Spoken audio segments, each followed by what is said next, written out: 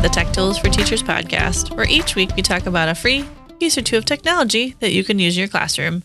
I'm your host, Shanna Martin. I'm a middle school teacher, technology, and instructional coach from my district. And I'm her producer and husband, Fuzz Martin, and I am the genie in the bottle that makes the show magically come to life every week. Okay, Christina Aguilera. I'm a genie in a bottle, baby. Genially in a bottle. Genially in a bottle. Yes, because that's what you're talking about today. Yeah. This is such a great intro. Love it. I'm really good at podcasting, you guys. So here we are, season 5. Yes. Episode 127. Yeah, 127. And we're getting through September. Survival. Happy birthday to you, by the way. Aw, thanks. You're welcome. Thanks for being you. We won't talk about my age. That's fine. I'm just another age. Just another You're 74. I am. Really? We No, could no. have said like 28. Maybe Well, not. No. You are. I am not like You're at not all one of weird them. about my You're age. not one of those 20. Plus, you look great for your age. Aw, thanks. You're welcome. You look great for your increasing age. Like Christina Aguilera. Yes. Yes, indeed. This is just going downhill. All right. So, genially. For my first wish, I'd like to look like it's 2006 again. Yes. So fun. Genially, we've actually talked about before. It is a super cool website with a billion different things you can do with your students on it. So we're going to talk about and highlight some of those things today. Cool. We did talk about it way back when in episode 2. It was one of the first things I talked about.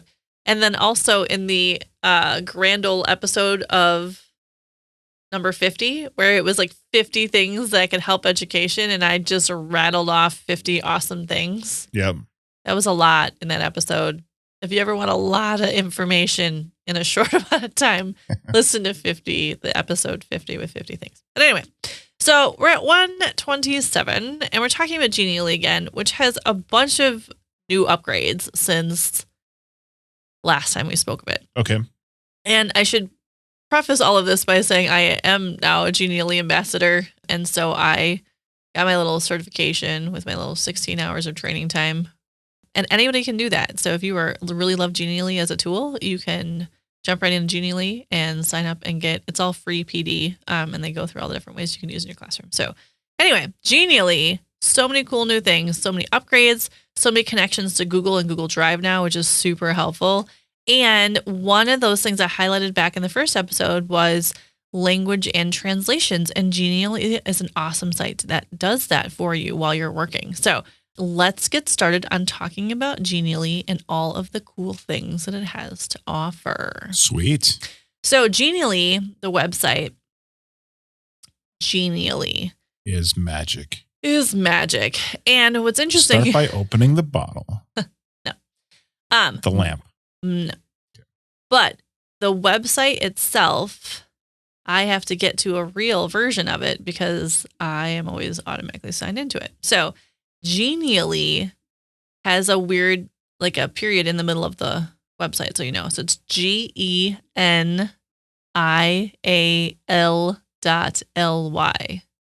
Okay. So GENIAL.LY. We'll get So you genial.ly. correct. There you go. Genial.ly. It's hard for me to say without saying it. Yeah. Genial.ly. Correct.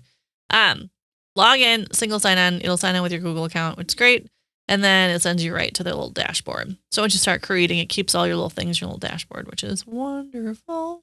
So to create Genially, there's a bunch of different options. I've talked before about the interactive image, which is one of my go-tos in my classroom because I house a bunch of information on it for my students. And then they can click the links and it helps them with inquiry learning so they can dig into stuff that I've already kind of set up for them. But also the students create infographics if they're building timelines and collections of their information. Because if you create an if you create an interactive image, you have that option to add links and add pictures and websites and videos and all kinds of stuff. So when you go to create a Genially, you have options. So you can do presentations, infographics, gamification, interactive images, video presentations, guides, training materials, and then blank creations where you can just start from scratch. I do always suggest with them, because they have so many cool templates, start with the templates. There is no need to reinvent the wheel around here. They have a bunch of different things to pick from. So I chose infographic for this first time around. You can pick and choose whatever one looks good for you or for your students. I do recommend Genially for probably 4th grade on up, maybe 5th grade. It takes a little guidance for younger students, but as a teacher, this is a great tool to create things for your students. If they're on an iPad or if you're making interactive image, it's great for younger students if you have done the creating as a teacher, because you can set them up with specific things that they can go through and work on. So if I'm creating a infographic, I can pick a timeline. Whatever template you want, they have a great setup for the tools. So choose a template, whether it's interactive image or presentation or video or whatever you like. They all have the same setup and they all have the same toolbar, which I appreciate. So you're not digging around trying to find things, you can just find it. So setup is pretty straightforward. If you click on an image you like or don't like, you can delete it out. You can drag it around. It also has a lock mode, so it'll lock in place when you're moving other things. You can replace it with other things. You can add animation to it. It's all pretty straightforward. You just hover over your bubbles in your images. On the left-hand side, you can choose your text. Again, a bunch of different choices for text setup. Images, you can click and drag images. You can use their cutouts. They have Pixabay pictures. They have GIFs. Also, newly added, you can upload images from your Google Drive or your Dropbox. Nice. So you can add all of those right in there. Or if there's a URL. What's kind of cool is they have a brand kit area that if you want everything to look specifically the same, like have the same color palette and all of that going across all of the things you ever create, they do allow you to do that in Genially.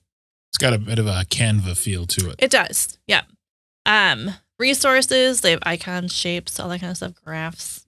I love a good graph because then you can edit your graphs. I also appreciate... Also, don't like a bad graph. Also, yeah. Love a good graph, but also bad graphs, not really into that. Right. And what I appreciate is that they have maps. So oftentimes when I'm trying to create things, I have to like upload a map from someplace, but here they actually just have map options for you. And as a social studies teacher and doing different cultural stuff, I often need maps and I have them there. They have data tables and graphs. And what I love, I actually put one of these in the example that'll be online, is you have like a little follower growth. And so I put like podcast downloads and I drop that in there because that's kind of fun. 2 billion podcasts. Right. Yes. 1/4 portion. Yes. No.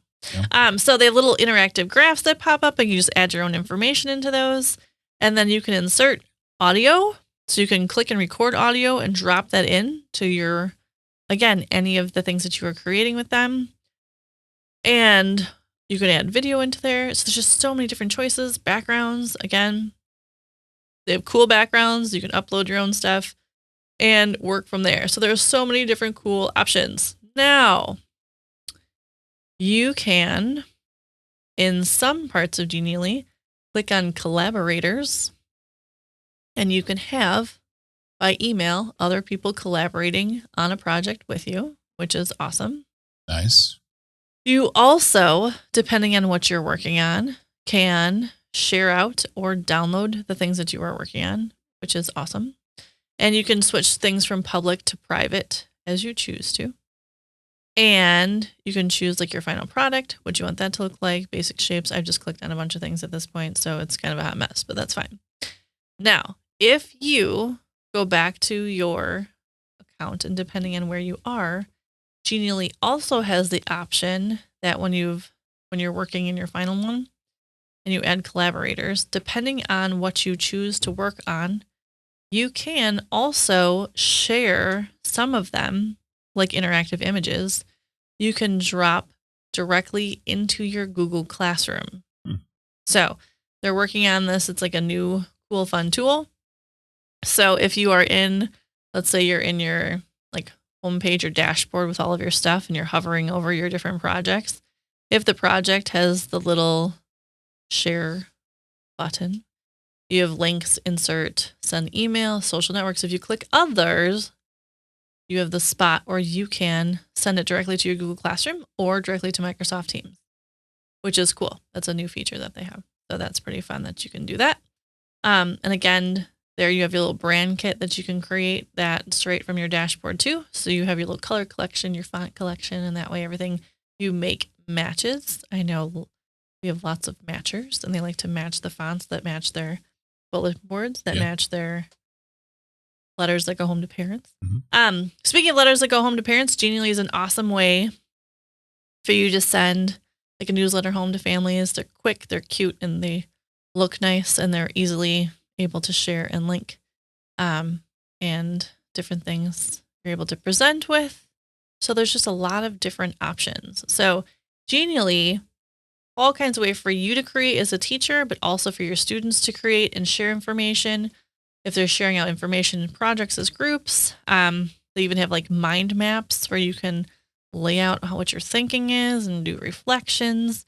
You can plan for classes. You can plan for units. You can set up collections of research information. There's just a lot of cool ways, and it's all very visually pretty and easy to find. Wouldn't have it any other way. Are you creating right now? Are you making a waving raccoon? I'm making a waving raccoon. I think everybody should have one. He's pretty cute. They have a little waving raccoon GIF that you can add to your presentations. Actually, he's not waving, he's clapping. He's applauding. So there's that. Yeah. I dig it. It's neat. So try it out. Per usual. So working through September, you can make a cutesy little thing for October, the next unit that you work on. Share it out with your students. You can download it.